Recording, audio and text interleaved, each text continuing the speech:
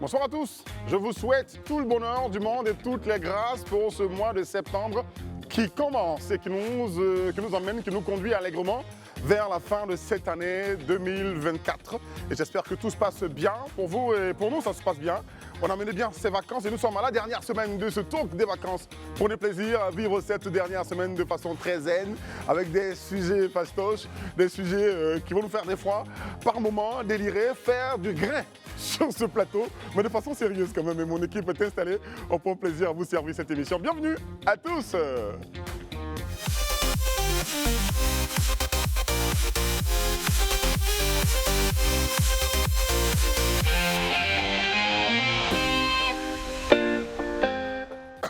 On restera quand même sérieux, même si on parle de grain, on est toujours sérieux, okay, dans une bonne ambiance de vacances sur ce plateau du talk des vacances. Et ma charmante équipe est avec moi, Rayana Assi. Comment ça va avec la nouvelle paire de lunettes? Ça va. Ça va? Elle est plus si nouvelle, hein, ça va. Ouais, ça fait quand même 2 semaines que tu l'as, c'est ça? Bien. Ouais, quand même, 2 semaines. Quand même, que 2 semaines. J'ai tenu 2 semaines. Ça va? On y arrive. Tu sais que moi, j'arrive pas à faire 2 ans avec une même paire de lunettes.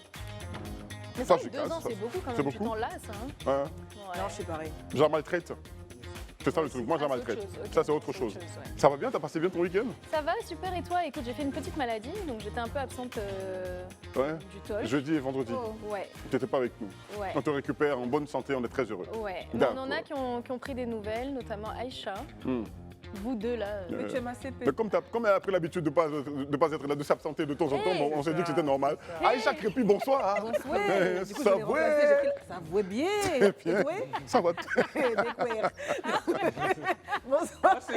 Soyez sérieux, sinon il y a quelqu'un qui a C'est la bouclé à dernière l'oreille. semaine du temps de vacances, non? Oui, c'est la dernière semaine. Ou pas, peut-être pas. On peut s'installer ici à coup d'état. Hmm. Tout dépend de nous. En fait, Tout c'est qu'on dépend. veut. Voilà. Actuellement, c'est notre Prévenu. plateau, donc on le laisse quand Exactement. on veut. Bonsoir, cher. Sur ces paroles responsables que tu viens d'énoncer, je passe la parole à Goï. Arnaud, bonsoir. Bonsoir Eric, bonsoir à tous nos téléspectateurs, bonsoir à tous nos internautes. Ravi d'être dans cette dernière semaine du talk des vacances. C'est passé vite, C'est passé vite, très vite même d'ailleurs. parce que ça a été dynamique. Oui, On a aimé vos avis sur ce plateau. les avis de tout le monde et Très surtout bien. de Gandhi Cuyer. Ben, ton ami préféré, Gandhi Cué, bonsoir. Bonsoir Eric, bonsoir à la team et bonsoir particulier à ma voisine de gauche. D'accord. Mais qui porte des paires de lunettes, mais séduit. Une paire. certainement. Des pères, même Oui, mais elle change. Là. Échange. Elle change. Je suis d'accord avec Voilà, toi. des paires, en fait, Des c'est paires. séduire en fait. Je suis d'accord avec Parce toi. que ça, c'est du nouveau, ça. Ouais, elle ne le dit pas vraiment, mais Gandhi, nous ça tous cause on de sait quoi elle a que porté nous des- tous on sait que c'est pour ça. C'est ce que je constate. Quand elle n'avait pas porté de lunettes tout à l'heure. C'est détendu sur ce plateau. Il a fait 2 On peut jours se sans sentir venir. visé Ça comme fait de lui. Très bien, d'accord. On devient sérieux, on est installé et puis bon, on va parler sport. Première info, c'est Info Sport.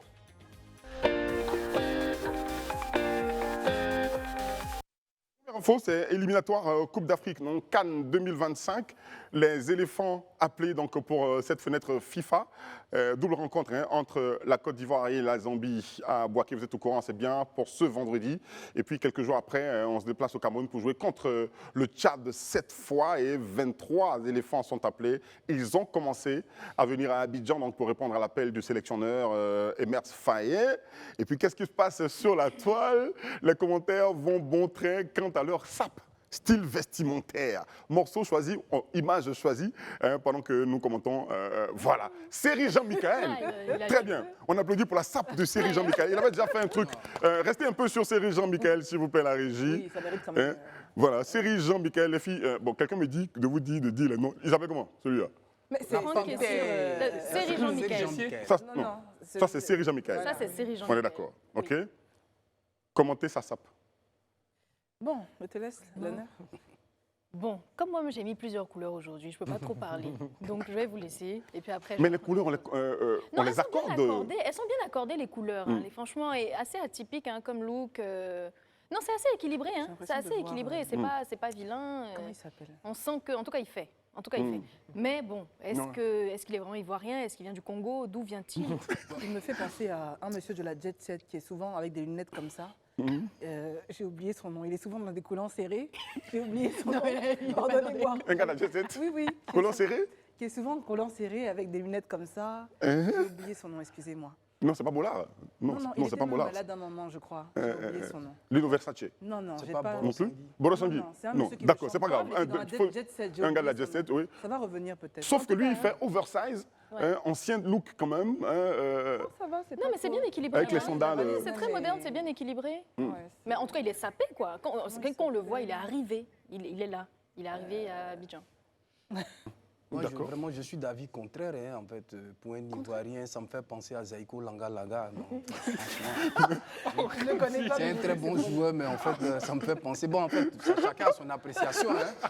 Ça me fait penser à Zaiko Langa quand je vois en fait le pantalon. Mais c'est quand pourquoi même tu fais ça c'est propre à lui. En fait, il s'est toujours habillé. D'accord. Il se distingue. Ouais, moi, j'aime l'idée du Mais je n'aurais sous-vêtement pas kiffé, quoi, qui se laisse personnellement. voir. Je n'aurais pas kiffé, quoi. J'aime l'idée du sous-vêtement qui se laisse voir, le débardeur qui se laisse voir avec le collier. C'est un BT. Non. Non, mais ça, c'est évident. C'est pas le côté BT, c'est pas le côté BT qui Ça fait n'a s'habiller rien comme à ça. voir avec l'ethnie. C'est pas, non, Tu n'as pas Ça besoin n'a de- rien à voir. il est sapé, on sait, mais bon, est-ce que c'est pas le côté BT qui fait que Non, il y c'est a pas, la chaîne c'est et pas, puis, c'est pas le côté BD. Puisque Kessié ne s'habille pas comme ça, D'accord, donc ça n'a rien à voir avec l'ethnie. d'accord. Voilà. Plus sérieusement, sur le terrain, est-ce qu'on peut compter sur lui pour cette sortie? Oui, c'est un brillant joueur, un excellent récupérateur. Je pense qu'à un certain moment donné, il était un peu en baisse, mais je pense qu'avec la confiance qu'on lui a faite, Très bien. c'est un très bon joueur. Très bien, on se rappelle que contre le Sénégal à la Coupe d'Afrique des Nations ici, il avait été donc l'homme du match, on a apprécié sa C'est sortie. le portier Badara. L'autre, c'était Badara. Lequel?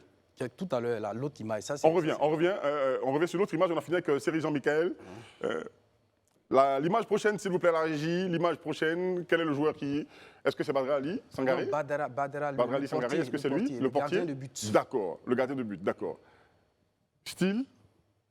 Gros kiff? Écoute, Moyen. c'est simple. Je trouve le top un peu sauté, mais c'est simple, c'est intéressant. Hein. C'est du black and white, ça fonctionne toujours. Hein. Très bien.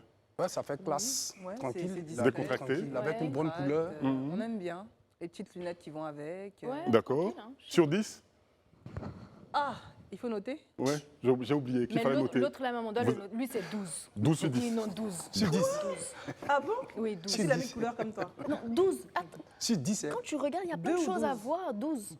12. Sur D'accord. combien? Et toi, tu donnes combien? Non, sur combien? Vous avez quoi, Langa, Sur 10. Série Jean-Michel, tu as donné combien? Non, déjà, je prends la Je note. cherche le nom du- 12 sur 10 aussi, 12 sur arrêtez 10. d'exagérer. 12 sur 10. Voilà. D'accord. J'ai soutenu. C'est pour de chercher encore le gars qui me fait pas. C'est pas. Non, mais laisse tomber, c'est pas grave, ça reviendra. C'est frustrant. Hein. Aïcha, faut Le laisser. gars d'avant, c'est ça? Oui. Le joueur d'avant? Combien? Sur 10? 2. 2 sur 10? Oui. D'accord. Et toi? Franchement, les styles 9, disons, 9 sur 10. D'accord. Très bien. Et celui-là? Sangaré Badra Ali. Moi, je 9 mettrais sur 10 7. encore. Moi, 7. Hein? 7. 7. 7? Je pensais à On aime le style. Ouais. Moi, j'aime particulièrement. Je suis très culotte quand je ne suis pas ici. C'est chic, ouais. Ouais. Je suis très culotte, j'aime bien le style quand tu as il a de bons mollets quand même. Donc, on peut faire sortir ça. Ça habille Donc, même le tout va vêtement, bien. hein. Oui. Alors, est-ce que. Qui le voudrait comme gardien titulaire? À la place de Yaya, peut-être? Moi, je pense qu'il a quand même monté en expérience. Hein. C'est vrai qu'au début de la CAN, on se plaignait un peu de lui. En expérience? Quelquefois, oui, en expérience. C'est trop dire? En expérience, en qualité peut-être? Non, pas seulement en qualité, en expérience même, parce que il ne faut pas oublier que pour l'instant, en tout cas, on lui souhaite d'aller beaucoup plus haut. Il évolue dans un club de Ligue 2. Il n'a pas été très souvent titulaire dans de grandes compétitions en équipe nationale. Et c'était vraiment son grand baptême de feu à la faveur de la CAN passée. Et on avait la pression du public. Il ne faut pas l'oublier, la CAN en Côte d'Ivoire était différente des CAN précédentes parce qu'elle se déroulait sur le territoire avec des supporters extrêmement exigeants dans les tribunes. La pression était La énorme pression pour était ce jeune énorme. gardien. C'est un joueur Première expérience internationale, c'était quand même exactement, compliqué. à peine un peu plus d'une vingtaine d'années. Donc, Oui. franchement, il y a un côté expérience à avoir pour pouvoir gérer ce genre de match-là. Donc, on s'en plaignait. Et D'accord. puis, finalement, au fur et à mesure des matchs, il est monté crescendo. Aujourd'hui, il commence à devenir un gardien extrêmement intéressant. Donc, pour l'instant, je pense qu'il faut jouer la sécurité et conserver notre charnière centrale, enfin, notre charnière défensive actuelle. D'accord. Avec Yaya dans les poteaux et puis certainement donc, un Ndika à côté, Kosonou peut-être, ou Kosonou. encore, si ce n'est pas Kosonou, Et puis Sengo à ça pourrait droite être Agbadou Emmanuel, truc à qui est gauche. très bon, Ou ce garçon aussi, un Agbadou. destructeur, sur qui on pourrait compter à la place à côté de Ndika. C'est cela. D'accord. Il y a quelqu'un sur, Un commentaire? Il y a quelqu'un sur le live qui dit que Aïcha parle d'Ange Faro. Oui. Il me Ange fait Faro penser à Ange Faro. Ange Faro Ange Faro, c'est Non, ça. c'est non, Le non, premier non. qu'on a vu. Je refuse. Non, au Il n'est niveau pas de la des jet set lunettes. déjà. Non, Lui, il c'est n'est pas pas ça, de mais jet set. moi, je sais pas de quoi il est. Non, il n'est pas de la jet set. Ange Faro. Enfin, non, non, non, non. Tu vas pas comparer Ange Faro à... de Marcori. Non, non, non, non, non, je refuse. Non, c'est juste les lunettes qui m'ont fait penser à ça, c'est vraiment ça. D'accord. Un peu excentrique, mais il a le droit, il peut se le permettre. Franck Yannick Caissier, alias la panthère de Zébi Zekou, nouveau capitaine des éléphants de Côte d'Ivoire, métronome du milieu de terrain, qui nous a sauvés contre le Sénégal. Hein. Mais attends. Moi, The pour moi, best of the best. Ouais. The best Son style, of- déjà. The best of the best. Le meilleur des meilleurs. Le meilleur des Mais meilleurs. ça se voit, le style. Très bien. Mais là, tu parles plus d'ethnie. Hein. En matière de style. Tu non. parles plus Est-ce que d'ethnie. j'ai fini Non, Est-ce qu'on non, a mais fini là, je te- Non, on n'a pas fini avec lui. The best of the best. Ah, d'accord. En fait, lui, il ne comprend pas bien. Of the best. Ouais. D'accord, on a Of the compris. best. Style, jugé. Franchement, moi, je trouve ça. Bah, T-shirt à la taille, culotte à la taille. C'est un look sportif. Hein. C'est Ah, ça. bah, ce sont des sportifs avant tout. Hein. Donc, il n'y a rien de choquant. C'est des contracts, sans chichi. Oh, allez, je mettrais 6. 6 Heureusement que je n'ai pas eu Bon, comme allez, professeur. 7, si vous voulez. Non, là, c'est 9 sur 10. Hein. Très bien. On ne juge pas les compétences sportives, hein, on juge le look. Hein. Le look Justement, c'est le look. D'accord. Rihanna Non, c'est intéressant. J'aurais mis quand même 7 parce que c'est assez simple, chic, un peu quiet luxury. C'est très sympathique. Ça fait très sportif, tranquille, qui s'est pas pris la tête. C'est intéressant. D'accord.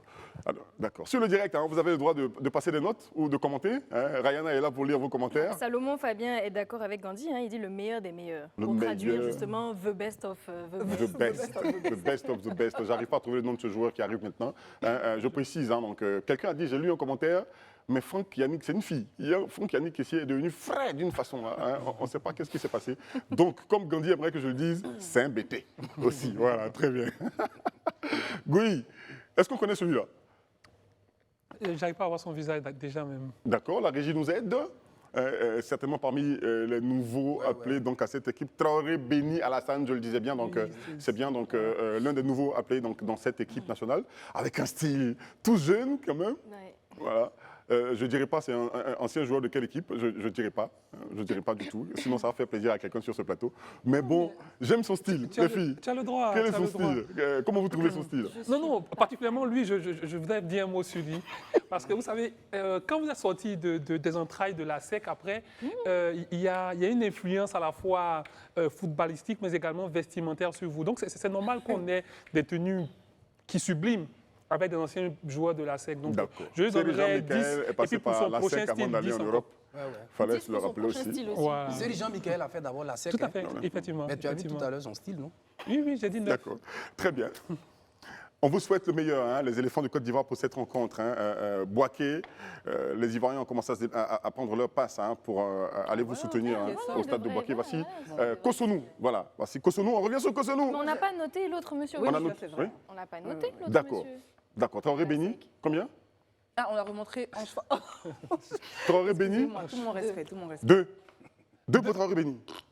D'accord. Il a joué à la SEC. J'aime pas du tout ce style en fait. J'aime pas du tout ce style.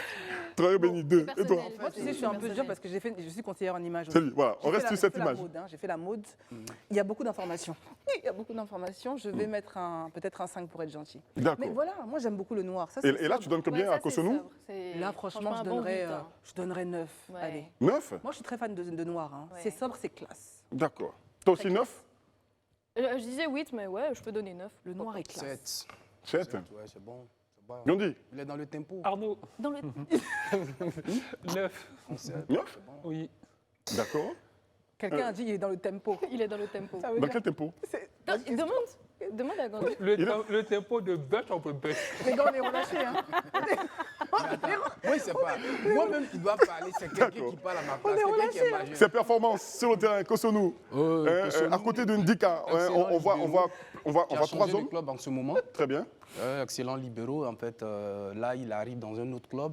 Je pense qu'il rassure avec le duo Kosonou et Dikan jusqu'à preuve de contraire. Ça rassure la défense ivoirienne. Voilà. D'accord. Ça nous a fait quand même trembler contre le Mali.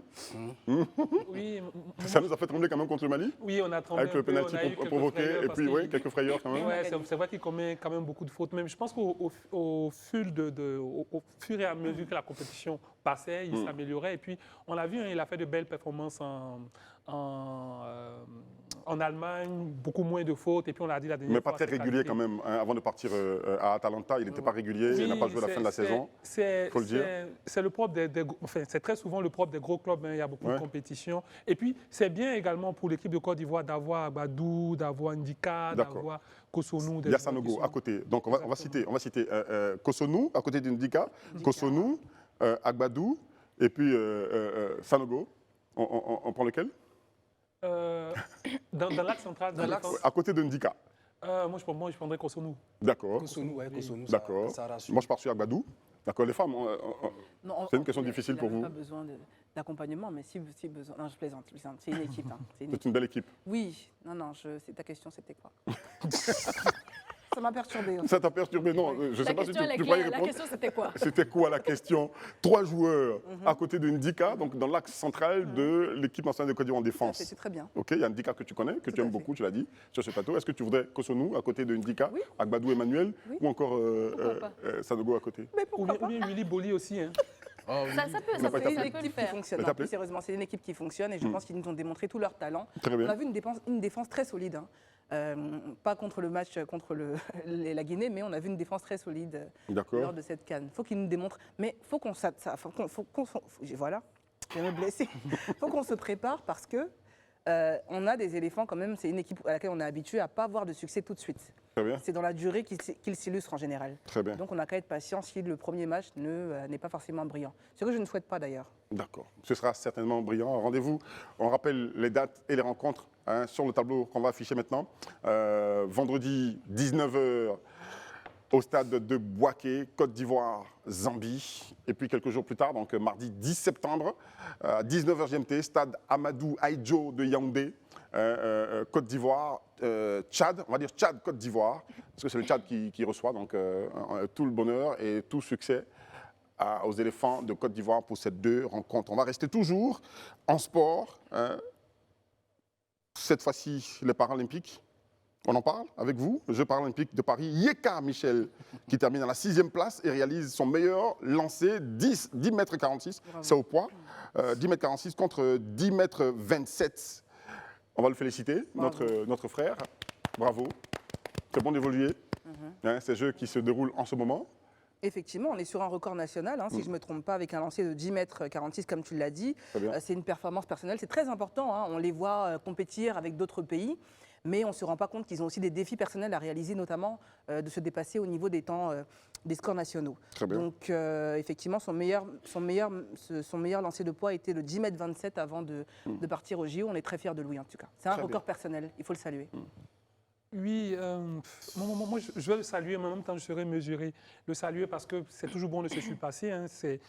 Il avait un record qu'il a battu, c'est le meilleur lancé de Côte d'Ivoire pour cette discipline. Je trouve que c'est intéressant. Là où je trouve que c'est moins intéressant, c'est qu'il a quand même terminé 6e sur 7.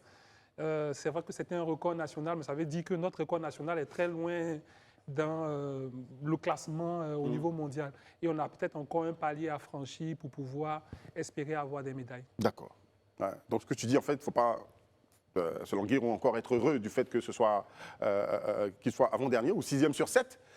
Même s'il a battu son record, des efforts restent à faire, n'est-ce pas, Oui, Gandhi? beaucoup d'efforts. En fait, moi, je ne partage pas cet avis-là. C'est vrai que même s'il a fait des efforts personnels applaudis, mais je pense que la Côte d'Ivoire n'a rien gagné. C'est lui seul qui a gagné. C'est son gain personnel. On avait besoin d'un gain en fait, collectif au nom de la Côte d'Ivoire. Parce que, bon, en fait, il n'est pas dans les primés, il n'a aucun trophée. Je pense que ça, c'est souvent ça. On n'a pas applaudi quelqu'un dans sa médiocrité, même s'il a fait quelques petits pas de progrès. En même temps, Gandhi n'a pas été médiocre, il n'a pas mais été seulement médiocre. Non, mais en fait, attends, si on veut être strict, il est 6e sur 7 personnes, c'est pas applaudi. Lui, il a fait un gain personnel, mais la Côte d'Ivoire à l'image, en fait, c'est ce que moi je dis. C'est vrai que lui, il s'applaudit, voilà, c'est tout. Mais justement, ça soulève la question de l'encadrement, en fait, finalement, des athlètes paralympiques, notamment en Côte d'Ivoire. Qu'est-ce qui est mis à disposition pour les accompagner? Je veux dire, ils peuvent se surpasser personnellement, donner tout ce qu'ils ont. Et je pense que c'est ce qu'ils font, parce que même mentalement, c'est des challenges personnels qu'ils ont. Mais par derrière, on n'entend pas souvent parler justement de l'encadrement qu'il y a derrière derrière ces athlètes. On n'entend pas souvent parler des enjeux qu'il y a derrière pour la Côte d'Ivoire et c'est l'occasion justement de pencher un regard dessus parce que ça fait partie aussi du sport national parce que là, en l'occurrence, c'est le drapeau ivoirien qui est porté à l'international. Après, ce qu'on ne dit pas aussi, c'est qu'il peut y avoir meilleur que toi, tout simplement, hein, que tu sois surentraîné ou pas. Et pour revenir à ce que mes confrères disaient, bon, ils ont dit la même chose sur Cheikh Cissé. Il est venu ici, ils se sont jetés sur lui pour les photos. Bon. On a fait quoi? Ils ont dit, qui a dit quoi? Non, vous deux. Non, il ne faut pas Surtout travestir. Gandhi. Non, il faut Surtout pas Gandhi. travestir. Parce que Gandhi a dit la même chose, il a parlé de médiocrité, Ouais. il a parlé du fait que Non, c'est j'ai pas jamais parlé assez, de que la médaille de médiocrité, bronze... concernant. Non, je suis désolée, J'ai jamais que la parlé médaille de bronze n'était pas assez. Voici ce que j'ai dit. Voilà. Si, Voici vous ce avez que dit beaucoup de voici choses ce que j'ai ici. dit. Non, je suis Et encore quand il là. est venu, Voici ce que j'ai dit. voilà. Heureusement que je suis encore là. Cheikh Cissé, c'est un champion.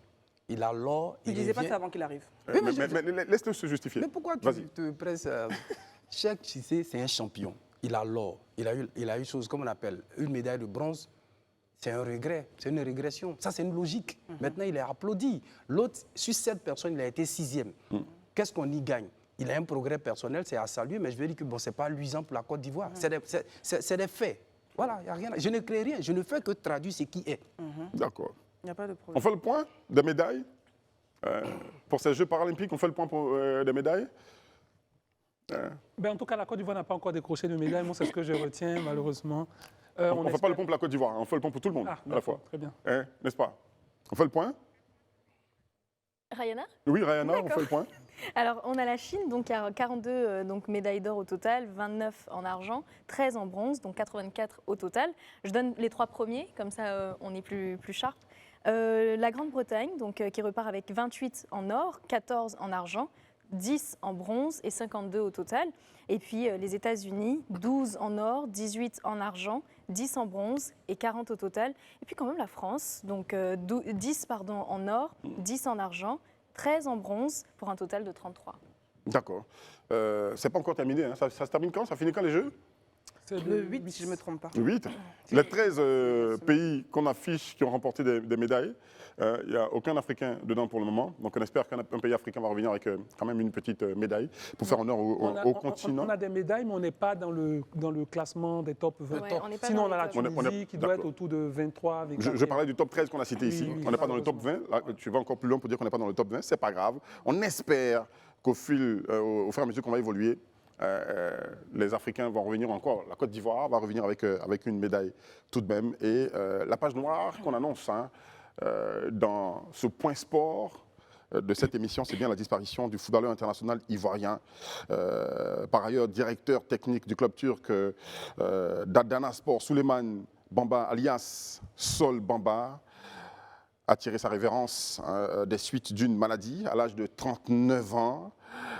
On l'a appris donc, le samedi 31 août 2024 auprès de son club, là où il est, donc directeur technique. C'est une grosse tristesse pour ce garçon qui a assuré, on parlait de défense tout à l'heure avec les éléphants du Côte d'Ivoire. Il a joué à la défense, il était excellent. Il a marqué quand même, étant donc avec les éléphants du Côte d'Ivoire. Et puis il a marqué de son empreinte, son passage avec les éléphants du Côte d'Ivoire. Ce garçon, il est parti. Il a été formé au Paris Saint-Germain. En France, Sol Bamba, il a défendu, je le dis, donc les couleurs de la Côte d'Ivoire pendant plusieurs années au poste de défenseur central. Et puis, le directeur technique d'Adana Sport, apprend-on, souffrait d'un cancer du système lymphatique diagnostiqué depuis 2021. Souleymane Bamba, alias Sol Bamba, est né le 13 janvier 1985 à Ivry-sur-Seine, c'est en France. On va présenter nos condoléances à toute sa famille, à tout le monde du sport en Côte d'Ivoire, à tous les éléphants de Côte d'Ivoire qui ont joué avec lui et ceux qui n'ont pas joué avec lui, à tous les fans de l'équipe nationale de Côte d'Ivoire, mais Yako, à toute la Côte d'Ivoire. C'est une triste nouvelle sur laquelle donc, on va terminer, on va garder quand même le sourire et puis continuer cette émission avec le chiffre du jour.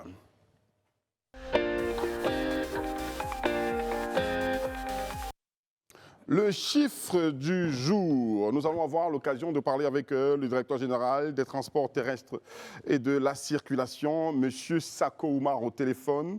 Mais le chiffre du jour, il annonce 2046 permis de conduire sanctionnés. 2046 permis de conduire sanctionnés. Ce chiffre, il est alarmant. Arnaud Goyi.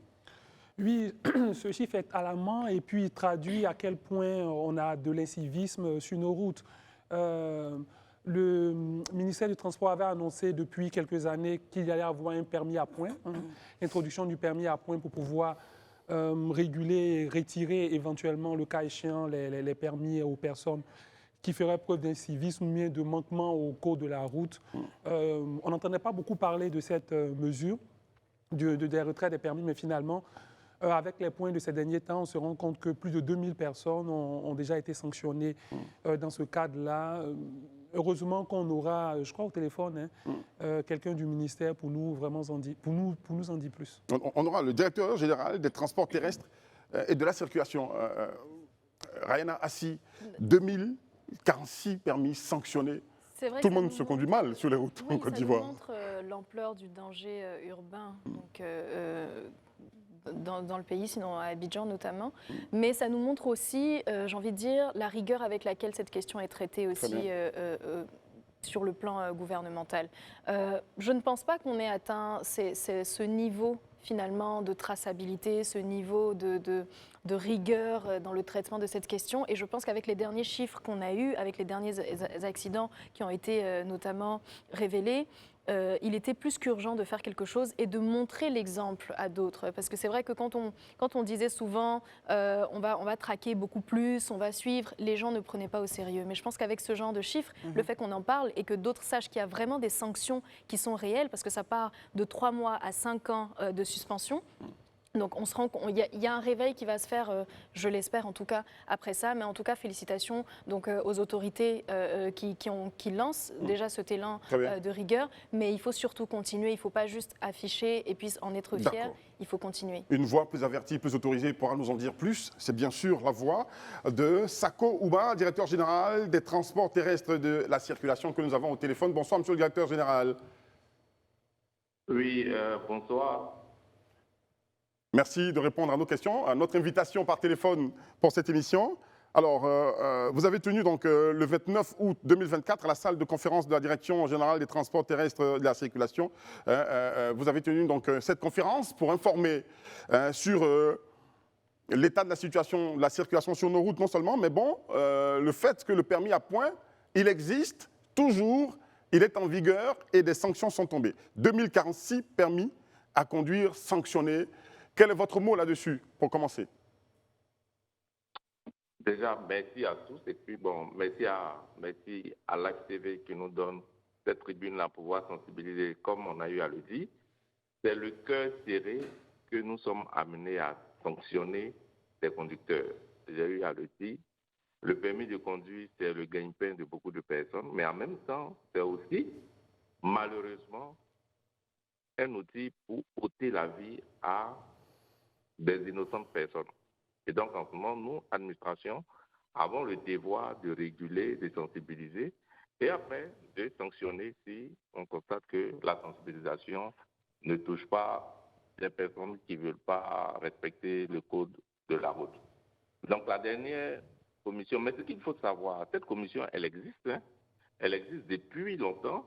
C'est en 2000, à un moment, ça s'est arrêté, mais en 2018, avec l'arrivée de M. le ministre des Transports actuel, M. Amadou Koné, la commission a été réactivée en 2018. Je crois même que c'est à la suite d'un accident où l'artiste, comédien, humoriste, je crois que c'est Bulldozer, qui avait été arraché à notre amour par un conducteur. Il était assis devant sa concession, devant sa cour, et un conducteur allait le prendre.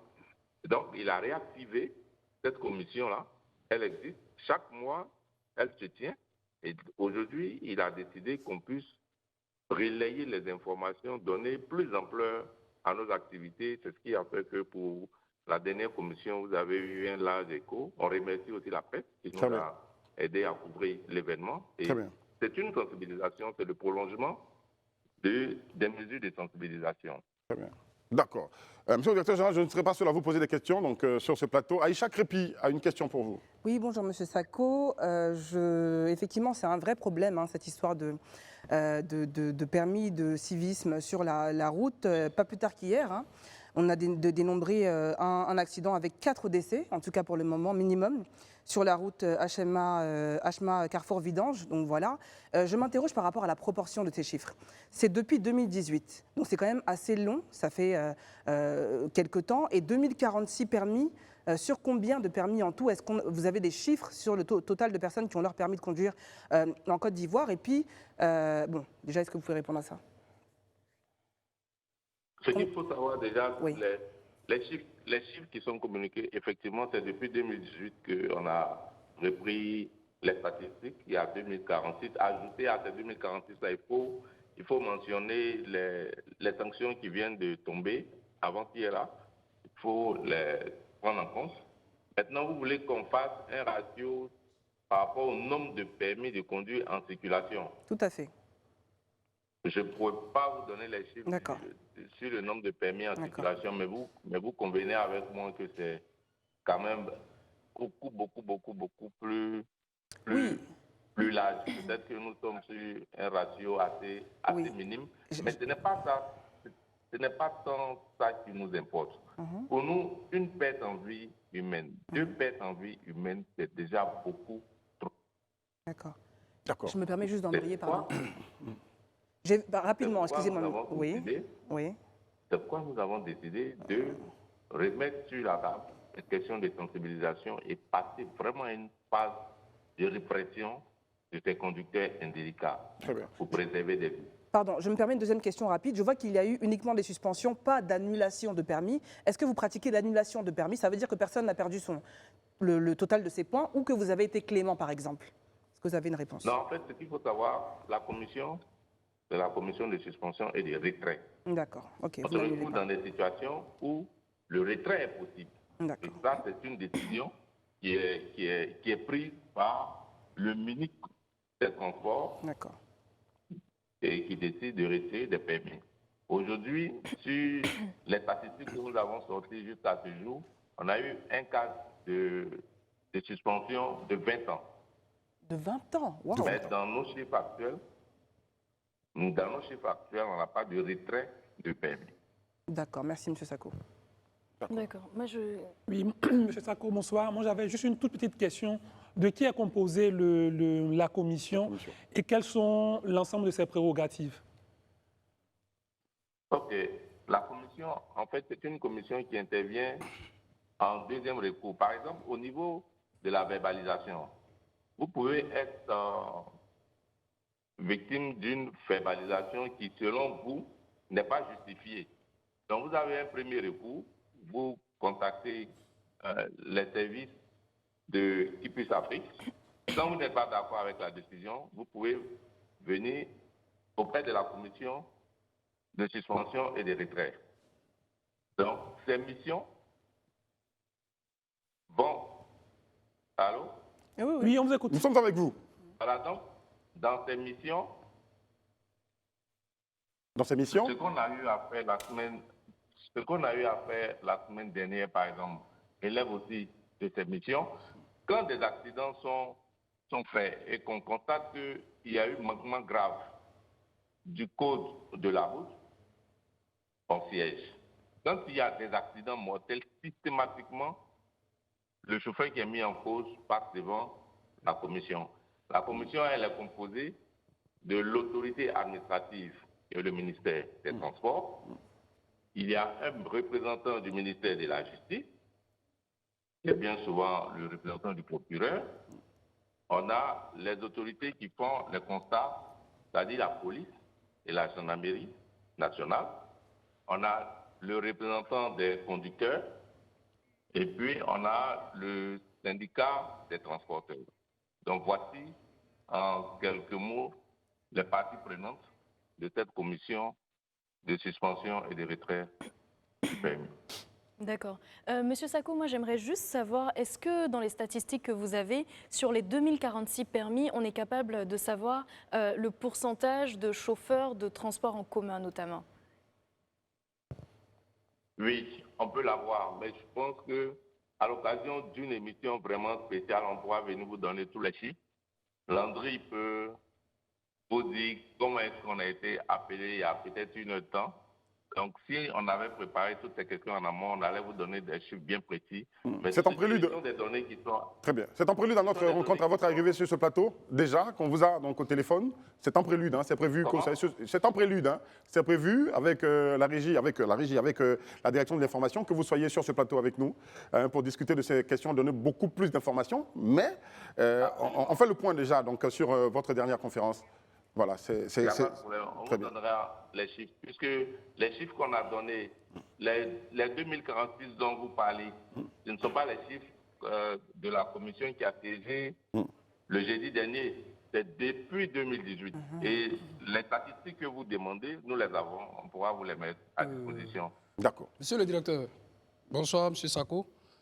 Moi, j'ai deux préoccupations. Oui, la première, en fait, après la sensibilisation, eu égard aux chiffres aujourd'hui avec les sanctions que vous avez données, est-ce que vous pensez que la sensibilisation est bien passée? Est-ce que les conducteurs ont perçu vraiment le message de la sensibilisation? Maintenant, la deuxième préoccupation, vous permettez? Oui. La deuxième préoccupation, quelle est l'étape supérieure? Après tout ça, vous avez sensibilisé, vous sanctionnez. Est-ce que vous pensez pouvoir faire d'autres choses pour faire comprendre en fait aux conducteurs? Est-ce qu'on peut aboutir à des réformes du permis? Bon, déjà, je commence par la première. La première question, excusez-moi, c'était quoi la première question? La première question, est-ce que vous pensez que la sensibilisation est véritablement passée, eu égard aux chiffres en fait? La sensibilisation, bon, après c'est sur le terrain qu'on va constater. La sensibilisation a été faite depuis. Peut-être qu'aujourd'hui, nous sommes en train de donner un large écho à cette communication.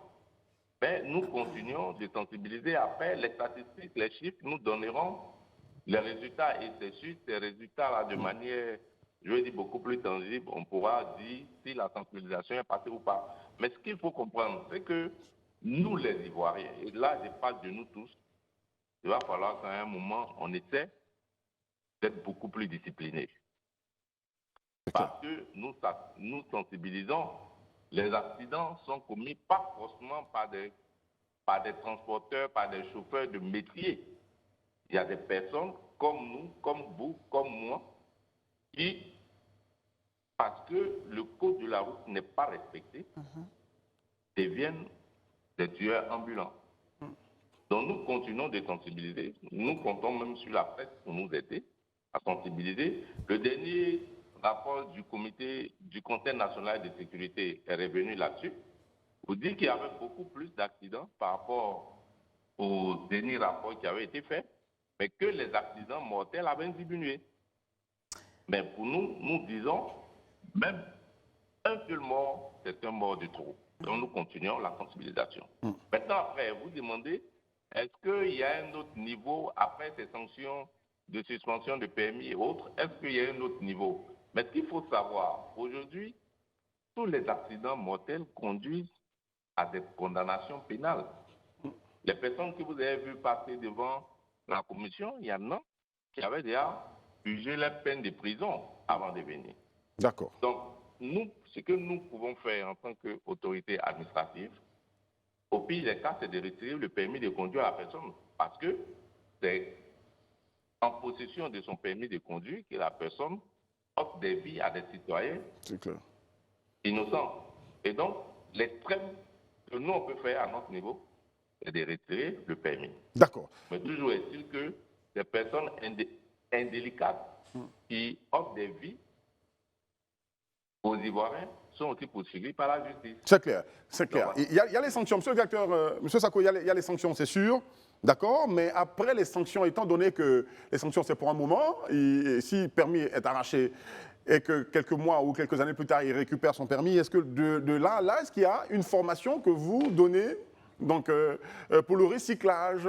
Les gens auraient pu quand même oublier, pourraient avoir oublié leur code de la route. Est-ce qu'il y a une formation après pour le recyclage? Ils n'ont jamais vu. Systématiquement, à partir de 6 mois de suspension, déjà, mais vous devez reprendre le code. Okay. Très bien. Il devait être recyclé. Très bien. À partir de 6 mois. Recycler, vous payez des frais pour aller dans une auto-école ou bien c'est l'État, c'est justement votre commission qui veille à cela? Comment ça se passe? La personne va payer des frais. Si Je prends un exemple. Si vous avez passé un examen qui ne marche pas et que vous devez le reprendre une seconde fois, c'est vous qui payez les frais. C'est clair. Voilà. C'est clair, c'est normal. On ne va pas payer, vous n'allez pas demander à l'État de Côte d'Ivoire pour payer pour quelqu'un qui, par indélicatesse, a perdu son permis. Très bien. D'accord. En tout cas, merci, monsieur le directeur général. Merci d'avoir accepté. Hein. Quand nous parlions, vous aviez votre match de football de chaque soir, de tous les soirs à aller jouer, et vous avez pris sur votre temps pour répondre à nos questions. Bien sûr, je rappelle que vous êtes directeur de la circulation. Il faut que je dise le bon titre. Hein. Donc, directeur général des transports terrestres et de la circulation. Merci d'avoir répondu, monsieur Sako Oumar, à toutes nos questions. Et nous espérons, comme nous l'avons dit, donc, avec vous avoir en présentiel sur ce plateau avec toute notre équipe pour vous poser toutes les questions et avoir même les chiffres au niveau des pourcentages, les chiffres qui sont très importants pour nous. Merci d'avoir répondu à nos questions, monsieur Sako. Merci beaucoup et bonne soirée. À très bientôt. Bonne soirée à vous. Nous prenons plaisir à vous servir cette émission et ce plaisir demeure avec nous. Donc, à tout de suite. Merci de rester avec nous sur Live TV, la télé sans filtre. On est de retour de l'information. Pour rappel, hein, donc, encouragement à Karel Dablé qui a fait le journal télévisé de 19h45. Allons-y tout de suite avec l'info du jour pour continuer.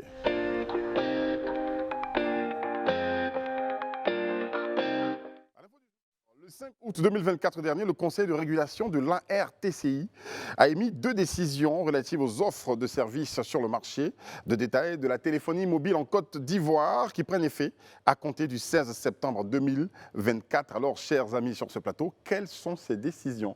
Rayana Assi. Alors, on parlera donc d'une part de l'encadrement des offres de services sur le marché, donc de cette téléphonie mobile. Donc, on parle des opérateurs qui doivent pouvoir conserver le stock des avantages acquis par leurs clients avant la prise de décision, et d'autre part des clients qui ont le droit d'utiliser jusqu'au 31 mars 2025 les avantages acquis avant la décision d'abrogation. Ensuite, on parle des nouvelles conditions et des modalités qui sont applicables aux offres de téléphonie de services des opérateurs sur ce marché-là. On renforce l'obligation d'information et de transparence des opérateurs dans la fourniture de leurs offres. Et il faut souligner que le champ d'application de la présente décision se limite aux offres permanentes ou promotionnelles à destination des clients particuliers. On va faire le détail de tout ça. Donc Gandhi a entendu la question. Alors, est-ce qu'on peut donner un peu plus de détails? Bon, en fait, plus de détails pour être terre à terre, pour faire comprendre aux Ivoiriens. Par le passé, on a vu qu'il y avait eu une suspension au niveau de ce qu'on pourrait appeler les bonus, avait été suspendu. L'ARTCI, qui est l'autorité de régulation, a décidé déjà à partir d'une certaine date de pouvoir donner satisfaction, même faire plaisir aux consommateurs. Donc on va renouer avec tout ce qui était attrait au bonus du pourcentage de 100% jusqu'à 400%.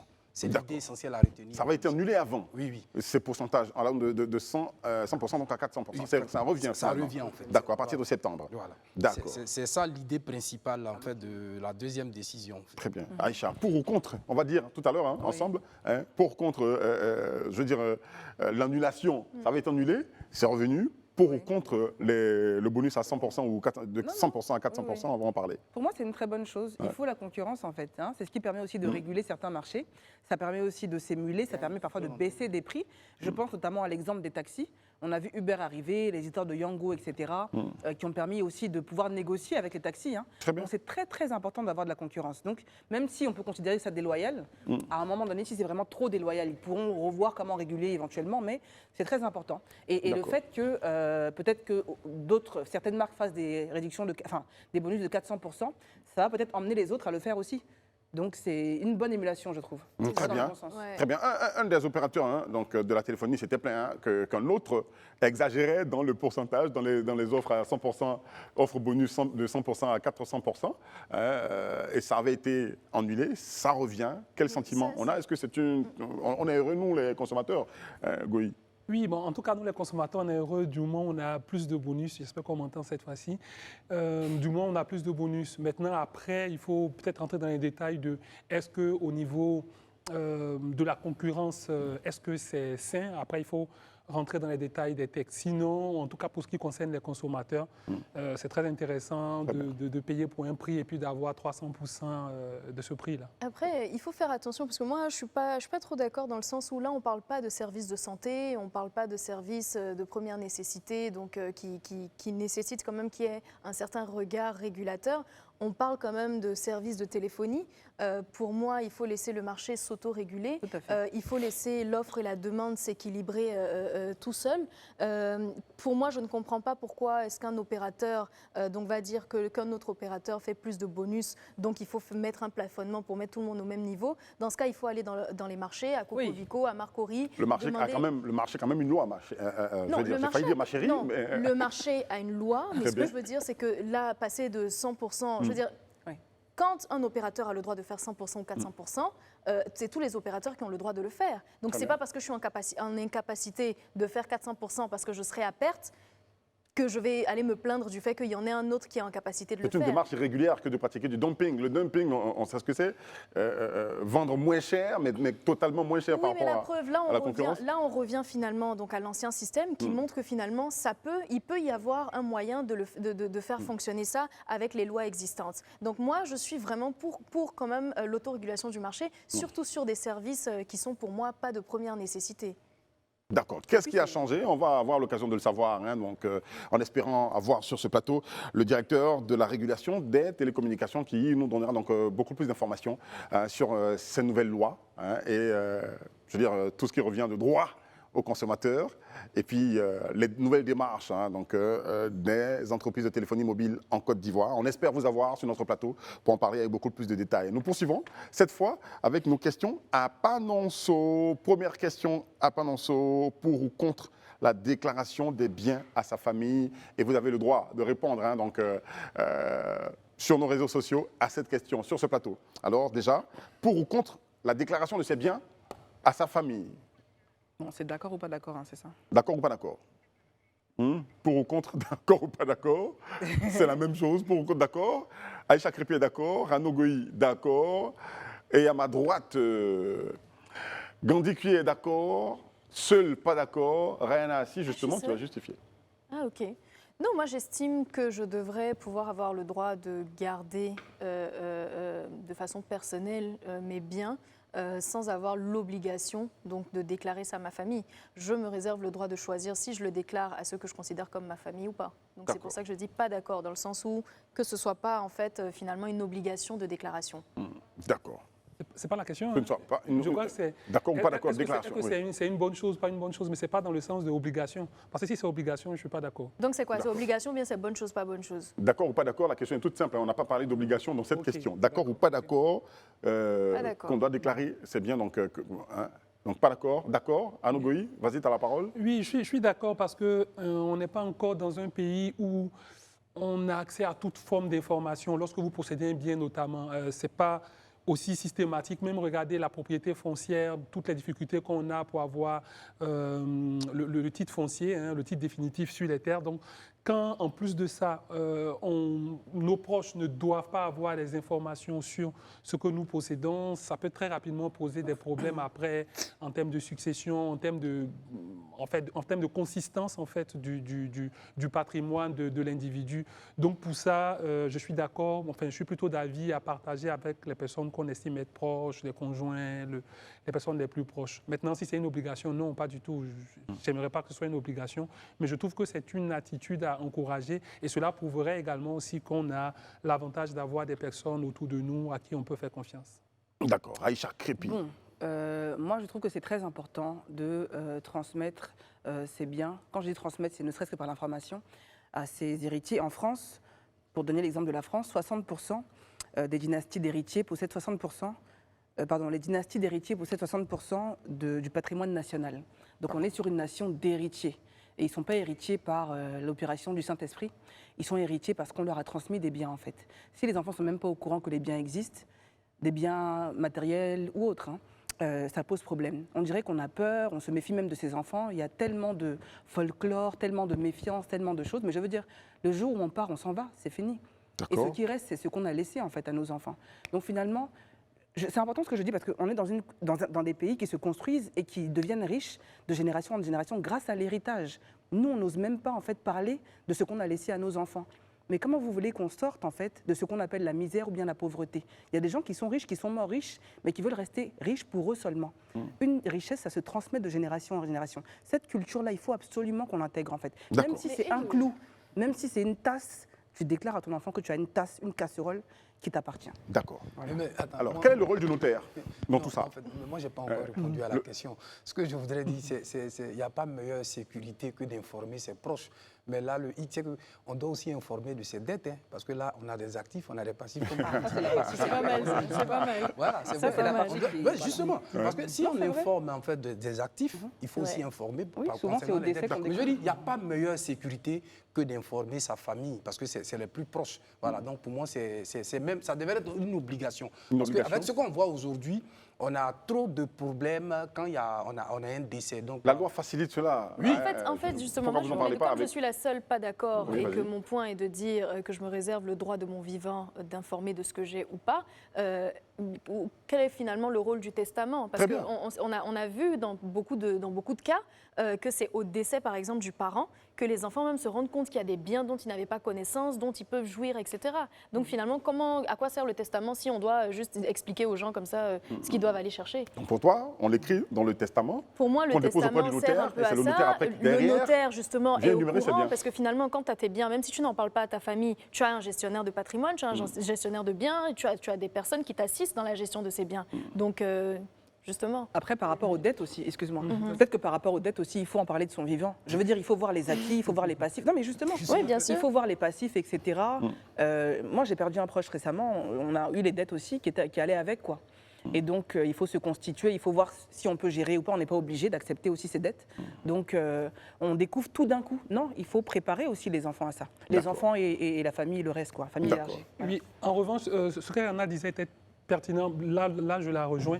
Parce qu'à défaut d'informer les parents, il faut au moins préparer une succession. Voilà, préparer la succession, qu'on ait l'inventaire des biens. Elle a parlé du testament. C'est vrai qu'en Côte d'Ivoire, le testament est rigoureusement encadré. Hein. La loi va organiser ce qu'elle appelle la réserve légale et la quotité disponible. La réserve légale, lorsque vous avez des personnes qui peuvent vous succéder, ça signifie que la loi va encadrer 75% de vos biens. Donc, 3/4 de vos biens va organiser la succession sur les 3/4 de ces biens-là. Et c'est seulement sur 1/4 des biens que peut porter le testament. En général, maintenant, si vous n'avez pas de successeur, là, ça sera un peu plus élevé. Mais globalement, la loi va organiser. C'est bien, pas bien. Après, chacun a son avis dessus. Mais à défaut d'informer des proches, il faut au moins qu'on ait un notaire, etc. Une chose est sûre, la chose que vous craignez en Afrique, hein, donc, quand vous vivez, vous avez peur d'écrire un testament dans lequel vous déclarez tous vos biens à remettre au notaire. Et derrière ça aussi, il faut que tous les notaires ne soient pas véreux. Parce qu'il y en a qui ont ces informations et qui les cachent. Je connais quelqu'un qui est en train encore de poursuivre un notaire pour qu'il déclare les biens de son père. Donc c'est un jeu du chat et de la souris. Le notaire n'est jamais là, il ne donne pas les informations. Quand vous avez des informations, il faut les donner.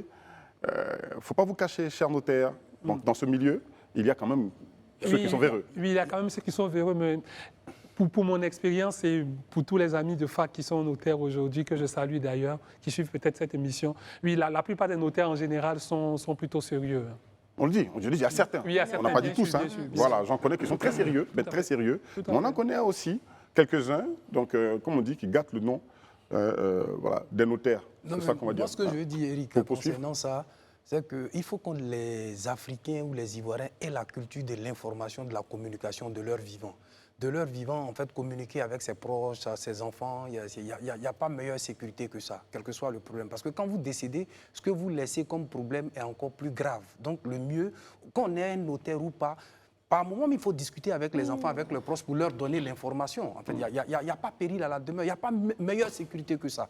Voilà. D'accord. Très rapidement sur ça. Avec les enfants, je peux comprendre, ou bien avec des personnes dont on est sûr de la fiabilité, mais malheureusement, tu le dis bien, on est en Afrique, il y a un contexte. On sait que dans certaines familles, on a souvent peur de se faire attaquer, que ce soit de façon mystique, de façon physique. On a souvent peur de perdre la vie juste en donnant une certaine information. Donc c'est pour ça que je dis que ce serait bien que chacun se réserve le droit, selon ses croyances, selon justement ses risques.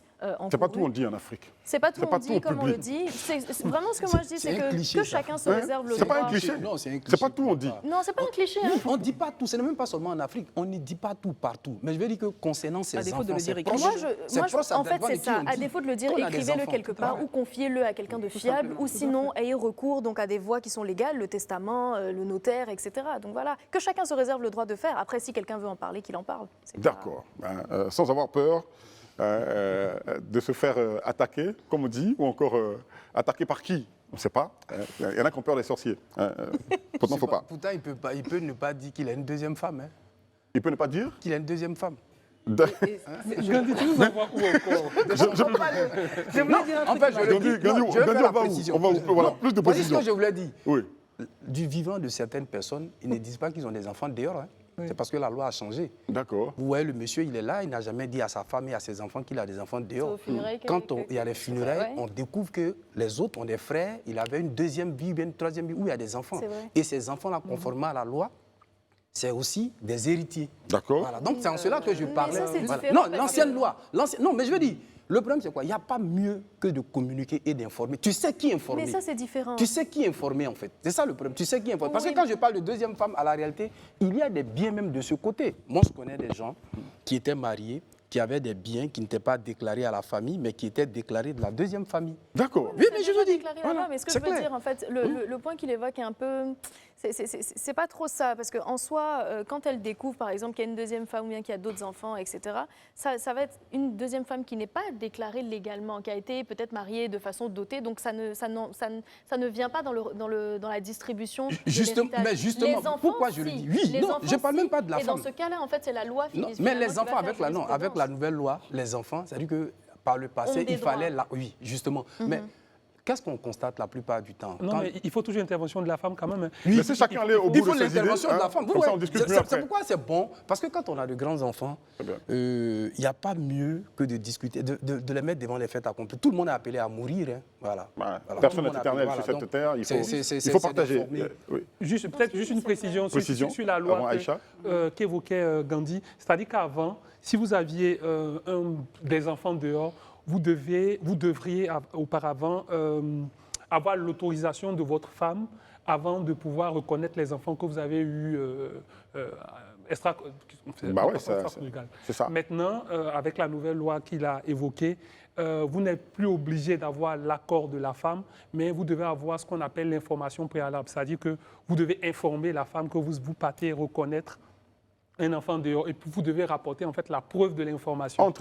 Entre deux chefs de famille finalement, et le père qui fait enfant dehors et qui n'est pas obligé de dire à l'autre chef de famille, la loi est quand même un peu compliquée. Si on a deux chefs de famille, l'autre a son mot à dire quand on doit faire entrer des personnes... En fait, le problème que ça pose, c'est que qu'il y avait beaucoup d'enfants qui étaient nés de façon extra-conjugale. Et ces enfants-là, au moment du décès, comme disait Gandhi, on découvre que le monsieur a deux familles et la femme estimait qu'elle n'a pas reconnu ses enfants. Donc, les enfants sont retirés en fait, de l'ordre de succession puisqu'ils ne sont pas légalement... Les filiations n'est pas légalement établie à l'égard de leur père.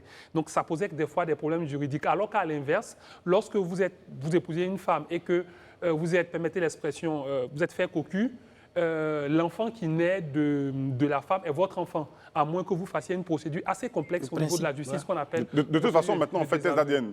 C'est permis en Côte d'Ivoire. Donc, voilà. Donc, pour équilibrer et surtout pour pouvoir faire droit à ces enfants-là, la loi a changé, on parle d'information tout simplement. Mais le problème que ça pose, c'est le problème de fidélité après. Est-ce que dit que dans le mariage, on a l'obligation de fidélité et puis permet de pouvoir reconnaître après, c'est un peu compliqué. C'est la réalité africaine. Aïcha avait un mot. Non, je voulais sortir un peu peut-être du contexte familial, peut-être conclure sur ça, mais j'ai constaté, moi, qui essaie d'interroger des personnes dont on peut dire qu'ils ont réussi depuis quelques années en Côte d'Ivoire, je reviens sur la réussite encore, qu'ils étaient très hermétiques en fait, ils ne voulaient pas parler de ça. Donc ils gardent leurs informations pour eux. Il faut que personne ne sache en fait leur situation.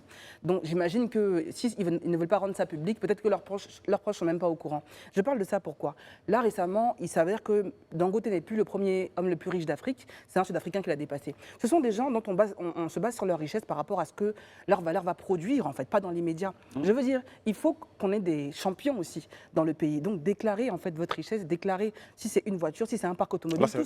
Là, c'est plus largement, c'est plus au niveau de la famille. Tu as quitté le cercle familial. Oui, j'ai fait une sortie exprès parce que j'ai pensé à ça, effectivement. J'ai remarqué que les gens ne veulent même pas parler, en fait, du peu qu'ils ont, même si c'est Pourquoi tu en parles? Non, pourquoi tu sors du cercle familial? C'est pour toi. Tu n'as pas besoin d'en parler à tout le monde. Moi, par exemple, c'était dans le cadre d'un podcast qui concerne la réussite. Très bien. Les gens ont besoin de voir ce type de modèle-là. Et au-delà de ça, on a besoin aussi d'avoir des champions et des millionnaires en fait, dans le pays, tout simplement. Ils ne sont pas obligés. Hein. Mais en fait, je ne dis pas qu'ils sont obligés, c'est important d'en parler. Sur ces questions-là, l'Afrique a ces réalités qui ne sont pas toujours des réalités occidentales. Et c'est en cela que le législateur, quand il prend souvent des lois, il doit tenir compte de ça. Parce que le constat, c'est quoi? Ici, le défunt, malheureusement, a souvent plusieurs compagnes. Et c'est là que parce que l'héritage, c'est au niveau des enfants. Comment est-ce qu'on peut départager les enfants? Donc pour moi, on n'en parle pas trop, mais... En fait, tu veux faire légaliser la polygamie, c'est ça? Non, même pas. Légaliser Loin de là. les Moi, je suis contre la polygamie. Je suis contre la polygamie. Ce que je veux dire, il n'y a pas mieux que d'informer. Et ça, c'est un appel que je lance à tous les hommes, mais aussi aujourd'hui toutes les femmes. Voilà. Il n'y a pas mieux que d'informer. Si c'est bien. Rapidement. Parce qu'on ne parle pas avec... On est en fin d'émission, rapidement, Ariana. Moi, je veux juste demander, est-ce que informer ou pas informer, qu'est-ce que ça change concrètement en fait, à la distribution des biens? Puisque ces biens sont connus en fait, du notaire ou bien par le testament. Le fait d'informer ou pas, qu'est-ce que ça change à la distribution? Au fait, je pense que c'est par rapport à la propriété du bien. On ne sait pas toujours, si vous n'avez pas déclaré, comme tu l'as suggéré à un notaire par exemple, on ne sait pas quel bien tu possèdes. Tu peux avoir une maison cachée quelque part. Tu as une maison, mais personne n'est informé. Voilà. Et dans un pays où l'information, c'est pas toujours évident. Dans un quartier d'Abidjan, le vigile du chantier de construction donc, de cette belle villa occupe la maison. Après le décès du propriétaire qui construisait donc, sans le dire à sa famille. Il voulait faire la surprise. Il construisait la maison en secret. Mais il a été rappelé à Dieu. Et le vigile habite la maison depuis. Voilà, il faut déclarer vos biens à votre famille. Votre famille, quand on dit famille, c'est pas famille élargie. Hein. Vos enfants, votre femme. Voilà. Ou prendre des dispositions. Votre épouse, ou si vous êtes femme, à votre époux. Voilà, c'est pour ça qu'on est famille, une famille.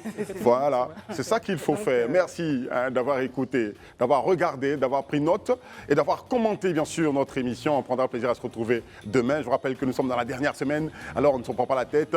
On fait la fête sur ce plateau, on parle de sujets très détendus. Vous le faites avec nous sur nos réseaux sociaux. Merci à l'équipe technique, à la régie, à tous les caméramans. Merci à la maquilleuse aussi qui nous rend beau et belle sur ce plateau. On se retrouve demain, même heure. Shalom. Shalom. Shalom. Oula, il y a deux...